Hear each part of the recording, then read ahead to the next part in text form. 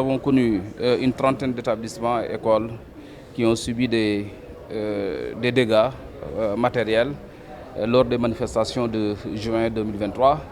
Et séance tenante pour parachever l'année scolaire et également entamer l'année scolaire commençante comme ça avec sérénité, on avait élaboré un plan de contingence articulé autour de plusieurs axes, dont la mobilisation de matériel et de consommables d'urgence pour permettre aux établissements de faire les tâches de fin d'année, c'est-à-dire de tenir les évaluations du second semestre, organiser les examens scolaires. Mais également, il était prévu l'organisation de cours de rattrapage pour les classes intermédiaires qui avaient connu un retard.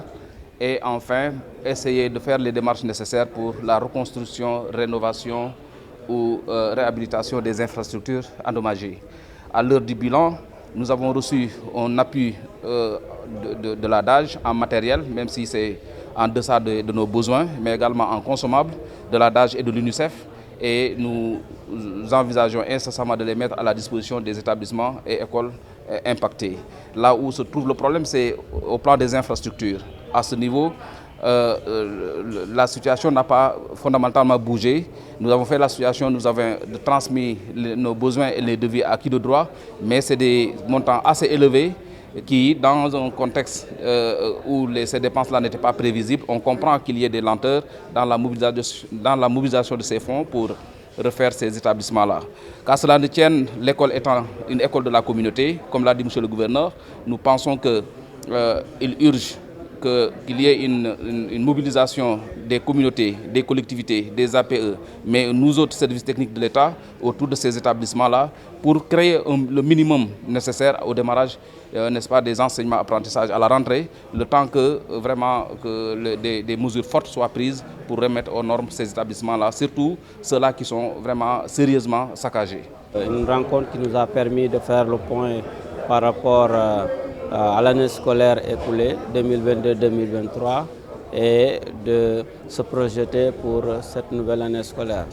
Après les échanges, nous nous sommes rendus compte qu'il y a des efforts qui sont faits pour une bonne rentrée scolaire, mais nous avons constaté quand même des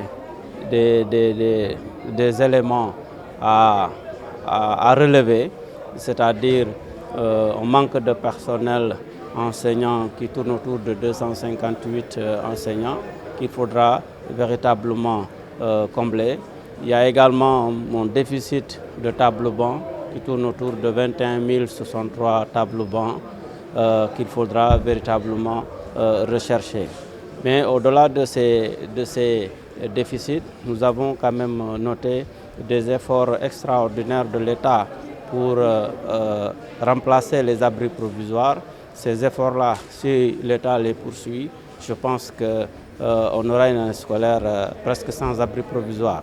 Mais en tout état de cause, il faudra noter également la nécessité d'inviter les collectivités territoriales à davantage jouer le rôle, étant entendu que l'éducation, c'est une compétence transférée. Ces collectivités territoriales doivent se mobiliser davantage pour accompagner l'inspection d'académie dans la recherche de solutions par rapport aux problèmes qui ont été identifiés.